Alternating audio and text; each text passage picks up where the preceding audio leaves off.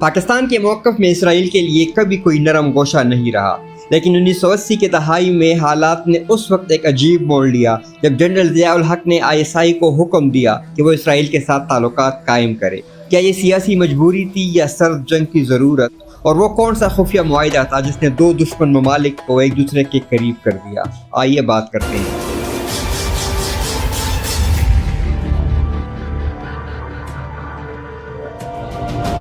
1970 کی دہائی کے آخر میں سرد جنگ اپنے عروج پر تھی۔ امریکہ اور سوویت یونین ایک دوسرے کے مخالف تھے اور افغانستان اس تنازع کا ایک اہم میدان بن چکا تھا۔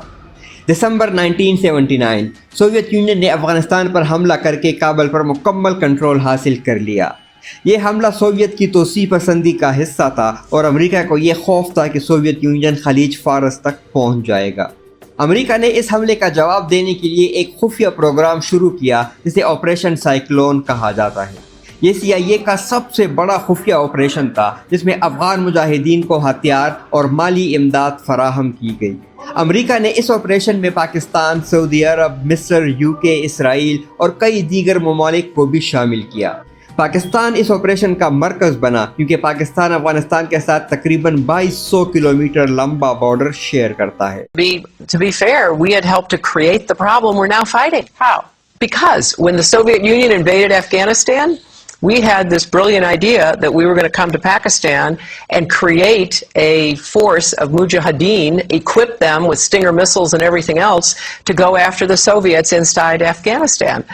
And we were successful. The Soviets left Afghanistan, and then we said, great, goodbye, leaving these trained people who were fanatical in Afghanistan and Pakistan, leaving them well armed, creating a mess, frankly, that at the time we didn't really recognize. We were just so happy to see the Soviet Union fall, and we thought, okay, fine, we're okay now. Everything's going to be so much better. Now you look back, the people we're fighting today, we were supporting in the fight against the Soviets. General Zia الحق جو اس وقت صدر پاکستان بھی تھے نے ISI کو یہ ذمہ داری دی کہ وہ مجاہدین کی ہر ممکنہ مدد کرے۔ چنانچہ پاکستان نے امریکہ کی مدد سے مجاہدین کو تربیت، ہتھیار اور پناہ گاہیں فراہم کرنا شروع کر دی۔ لیکن یہاں ایک مسئلہ تھا، امریکہ نہیں چاہتا تھا کہ اس کی شمولیت دنیا کے سامنے ظاہر ہو، اس لیے مجاہدین کو سوویت ساختہ ہتھیار دیے جائیں تاکہ یہ لگے کہ وہ سوویت فوج سے ہی چھینے گئے ہیں، اور یہاں پر اسرائیل کا کردار سامنے آتا ہے۔ اسرائیل کے پاس بڑی مقدار میں قبضہ کیے گئے سوویت ساختہ ہتھیار موجود تھے جو یوم کپور جنگ میں عربوں کو شکست دے کر قبضے میں لیے گئے تھے۔ پاکستان کو ان ہتھیاروں کی ضرورت تھی، لیکن ایک بڑی رکاوٹ یہ تھی کہ پاکستان اور اسرائیل کے درمیان کوئی سفارتی تعلقات سرے سے موجود ہی نہیں تھے۔ اس صورتحال میں امریکہ نے ثالث کا کردار ادا کیا اور ایک خفیہ معاہدے کے تحت اسرائیل سے یہ ہتھیار حاصل کیے گئے۔ یہ ہتھیار پاکستان کے ذریعے مجاہدین تک پہنچائے گئے، لیکن اس پورے عمل کو انتہائی رازداری سے انجام دیا گیا تاکہ نہ تو پاکستان اور اسرائیل کے درمیان رابطے کی بات سامنے آئے اور نہ ہی امریکہ کی شمولیت ظاہر ہو۔ اس طرح آپریشن سائیکلون کے تحت پاکستان نے نہ صرف لاجسٹک سپورٹ فراہم کی بلکہ مجاہدین کو منظم کرنے اور ہتھیاروں کی ترسیل کے لیے ایک اہم مرکز کے طور پر بھی کام کیا۔ چونکہ پاکستان اور امریکہ کا مفاد ایک تھا، اس لیے پاکستان اس جنگ میں امریکہ کا کلیدی اتحادی بن گیا۔ جنرل ضیاء الحق نے 1977 میں اقتدار سنبھالا تھا اور وہ اسلامی اتحاد کو مضبوط کرنے کے خواہش مند تھے۔ سوویت یونین حملے نے پاکستان کو موقع دیا کہ وہ امریکہ سے امداد حاصل کرے اور اپنی فوج کو جدید بنائے۔ جناب آپ کے مہمان۔ So you understand the situation on our border? Yes, sir. I think I do. And I 3 think... million Afghan refugees are living like poorly treated livestock. Another 2 million have fled into Iran. And 2 million more angry men is just what the doctors ordered for Iran, don't you think? People are dying by the tens of thousands. Would you like to know how many? 1/5 of Afghanistan now lives in Pakistan's northwest frontier province. We just doubled the CIA budget for covert ops. From 5 million to 10 million. That's right. Is that a joke? No. Is that meant to be a funny joke? No, sir. The United States is eager to assist you. No, you're not. You're not. Absolutely not. I went to Oxford and I know what that word means. The US is not eager to assist us. I will take your message back to my committee chairman and we will give it our fullest attention. ISI جو پاکستان کی خفیہ agency ہے نے مجاہدین کی تنظیم کی اور انہیں ہتھیار تقسیم کیے۔ پاکستان نے افغان مجاہدین کو پناہ بھی دی اور پشاور کو مجاہدین کا مرکز بنا دیا، لیکن پاکستان کو ہتھیاروں کی ضرورت تھی جو سوویت طرز کے ہوں۔ جنرل ضیاء الحق نے ISI کو حکم دیا کہ وہ اسرائیل کی موساد سے رابطہ کرے۔ واشنگٹن میں دونوں ممالک کے سفارت خانوں میں خفیہ دفاتر قائم کیے گئے جہاں ISI، موساد، CIA اور MI6 نے مل کر کام کیا۔ یہ تعاون تقریباً 10 سال تک جاری رہا۔ پاکستان نے سوویت طیاروں کے خلاف خفیہ کارروائیاں کی اور مجاہدین کو فنڈز اور ہتھیار دیے، جس کے بدلے میں پاکستان کو اسرائیلی ہتھیار اور امداد ملی۔ ایک رپورٹ کے مطابق پاکستان کو افغان جنگ کے دوران اسرائیلی ہتھیار ملے جو ڈیلی ٹائمز میں شائع ہوئی۔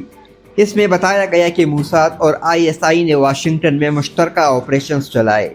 پاکستان کی فوج نے افغان باغیوں کی شکل میں سوویت طیاروں پر حملے کیے اور صاحب یہ ظاہر کیا کہ یہ طیارے افغان مجاہدین نے گرائے ہیں۔ اب یہاں سوال پیدا ہوتا ہے کہ آخر اسرائیل اس میں کیوں شامل ہوا؟ اسرائیل کو سوویت یونین سے خطرہ تھا کیونکہ سوویت یونین عرب ممالک کی حمایت میں بڑھ چڑھ کر سامنے آتا تھا۔ اسرائیل نے 1967 اور 1973 کی جنگوں میں فلسطینی اور عرب فوجوں سے سوویت ہتھیار قبضے میں لیے تھے۔ یہ ہتھیار جیسے کہ AK-47، RPG اور دیگر مجاہدین کے لیے بہترین تھے۔ اسرائیل نے یہ ہتھیار CIA کو فروخت کیے اور کچھ براہ راست مجاہدین کو فراہم بھی کیے گئے۔ موساد نے پاکستان کی مدد سے افغانوں کو پاک افغان سرحد کے قریب تربیت بھی دی۔ یہ تعاون خفیہ رکھا گیا کیونکہ پاکستان میں اسرائیل مخالف جذبات شروع سے ہی موجود تھے اور حکومت کا ایسا کرنا حکومت کے لیے خطرے سے کم نہ تھا۔ چارلی ولسن کی جنگ میں اس کی تفصیلات موجود ہیں، جہاں بتایا گیا کہ اسرائیل نے CIA کو یوم کپور جنگ کے ہتھیار دیے۔ اسرائیل اور پاکستان کا یہ تعاون سرد جنگ کی ضرورت تھا۔ دونوں کو سوویت یونین سے خطرہ تھا اور امریکہ نے ان دونوں کے درمیان ایک برج کا کام دیا۔ موساد اور ISI کی مشترکہ کارروائیاں آپریشن سائیکلون کی کامیابی کی بنیاد تھی۔ امریکہ، اسرائیل، پاکستان اور دیگر اتحادیوں کی خفیہ میٹنگز واشنگٹن میں ہوتی تھی۔ CIA اور سعودی عرب نے مالی معاونت فراہم کی، پاکستان نے لاجسٹکس سنبھالی اور اسرائیل نے ہتھیار مہیا کیے جو پاکستان کے ذریعے مجاہدین تک پہنچے۔ اس آپریشن کا سب سے اہم مرحلہ مجاہدین کو تربیت دینا تھا۔ موساد نے پاکستانی علاقوں میں مجاہدین کو گوریلا جنگ کی تربیت دی۔ یہ تربیت پاک افغان سرحد پر ہوئی جہاں اسرائیلی ایجنٹس خفیہ طور پر آئے۔ پاکستان کی فوج نے بھی مجاہدین کی مدد کی اور بدلے میں اسرائیل سے جدید ہتھیار حاصل کیے، جیسے کہ ڈرون ٹیکنالوجی کے ابتدائی ورژن یا کوئی انٹیلیجنس یا سرویلنس ٹولز وغیرہ۔ 1980 کی دہائی میں کئی بار سوویت طیارے گرائے گئے جن میں پاکستان اور اسرائیل کی مشترکہ انٹیلیجنس کا کردار بہت اہم تھا۔ مجاہدین نے یہ ہتھیار استعمال کر کے سوویت کو بھاری نقصان پہنچایا۔ یہ آپریشن اتنا خفیہ تھا کہ آج بھی اس کی مکمل تفصیلات سامنے نہیں آئی، لیکن وکی لیکس اور دیگر ذرائع سے یہ بات سامنے آئی ہے کہ پاکستان اور اسرائیل کے درمیان یہ تعاون جاری رہا، حتیٰ کہ بعد کی دہائیوں میں بھی انٹیلیجنس شیئرنگ ہوتی رہی۔ 10 سال تک جاری رہنے والا یہ آپریشن کامیاب رہا۔ 1989 میں سوویت فوج افغانستان سے نکل گئی جو مجاہدین کی ایک بڑی جیت تھی۔ اس سے سرد جنگ کا خاتمہ قریب آیا اور 1991 میں سوویت یونین ٹوٹ کر بکھر گیا۔ پاکستان کو امریکہ سے اربوں ڈالر کی امداد ملی اور اس کی فوج کی ماڈرنائزیشن ہوئی، جبکہ اسرائیل کو عرب اور سوویت مخالف اتحاد میں فائدہ ہوا۔ لیکن فائدے کے ساتھ ساتھ نقصانات بھی بہت تھے۔ مجاہدین میں سے کچھ بعد میں طالبان اور القاعدہ بنے جو عالمی دہشت گردی کا سبب بن گئے۔ پاکستان کو افغان جنگ کی وجہ سے اندرونی مسائل کا سامنا کرنا پڑا، جیسے مہاجرین اور ہتھیاروں کی سمگلنگ۔ اسرائیل اور پاکستان کے تعلقات آج بھی خفیہ ہیں، لیکن کبھی کبھار انٹیلیجنس شیئرنگ ہوتی رہتی ہے۔ تو یہ تھی پاکستان اور اسرائیل کے درمیان خفیہ آپریشن کی کہانی، جو دکھاتی ہے کہ سیاست میں دشمن دوست بن سکتے ہیں اگر ان کا مفاد مشترکہ ہو۔ آپ کا اس بارے میں کیا خیال ہے؟ جواب کمنٹ سیکشن میں ضرور دیں، اور ویڈیو اچھی لگی ہو تو ویڈیو اور چینل کو لائک، سبسکرائب اور شیئر ضرور کریں۔ Thank you.